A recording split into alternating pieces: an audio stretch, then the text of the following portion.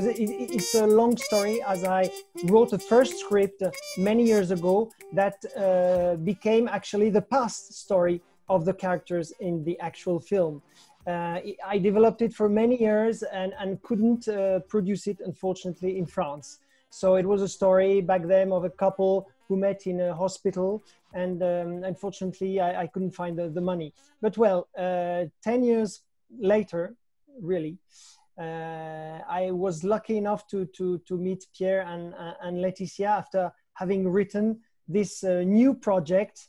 Let me try to be clear. Once I had to accept the very painful idea that this first film couldn't be made, then I put it in a cupboard. And 10 years later, I took it on an advice on a producer who told me you should consider your film now. And 10 years later, I was different. I said I can't make this film anymore. But those characters were living inside me, so I felt I had to do something with them. So I took them and said, what became of them 10 years later? What happened? And so I put them in a situation where they met in a station by chance. He's arriving, she's leaving. They have an hour and a half to talk about their past. And the idea from there was very easy to write, very quick. And I wanted to shoot in real time as much as possible. And the first idea was to make one only shot, like 1917 or other films. And because it's in my idea, it was to make the cheapest film possible, because the problem is always money. So let's try to make a one-shot film. It will cost nearly nothing. So I found the place near Gare d'Austerlitz in Paris, and I knew these places very well, going there every week, walking there and finding the right way where those characters would talk. And even in the writing part, having a watch and knowing exactly the minutes of this from that place to that place. I knew that it took them 8 minutes or 7 minutes or 10 minutes. So I then wrote the dialogues in correspondence to the minutes they had to spend from one place to the other. I only said because first of all, I'm so admiring of what Pierre and Laëtitia were able to do. Their takes was so long. My take was huge too. It was cut in 2 parts, but walking through the Jardin des Plantes, yeah, camera in the back, camera in front.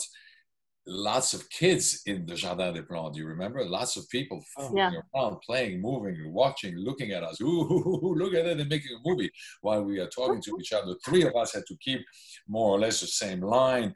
The fellow on camera, walking in front of us with somebody guiding him, the sound of the leaves while he was walking, crashing on the ground, the sneakers were making noise over our dialogue. It took a few rehearsals to be able to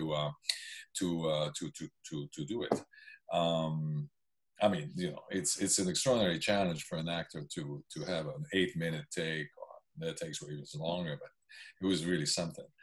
I think that the choreography that came out of us was really out of us, actually. Mm-hmm. It's not from him. It's because we were dancing together.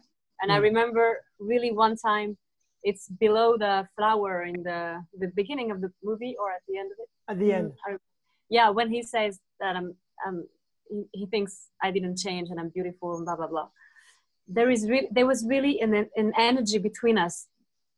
It was like a magnet attracting, and this gave us the dance, because I wasn't moving that much, but I was giving him an impulse and he was replying with another impulse. And this is actually the way I like to play in general, without even moving, but just because you feel the other in front of you.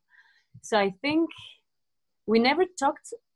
Tell me, Pierre, if I'm wrong, but I think we never talked about the fact that we had to have this dance together. It came out naturally. And I think, Pierre, I remember you were surprised once. Say, wow, that's what's happening. It's perfect.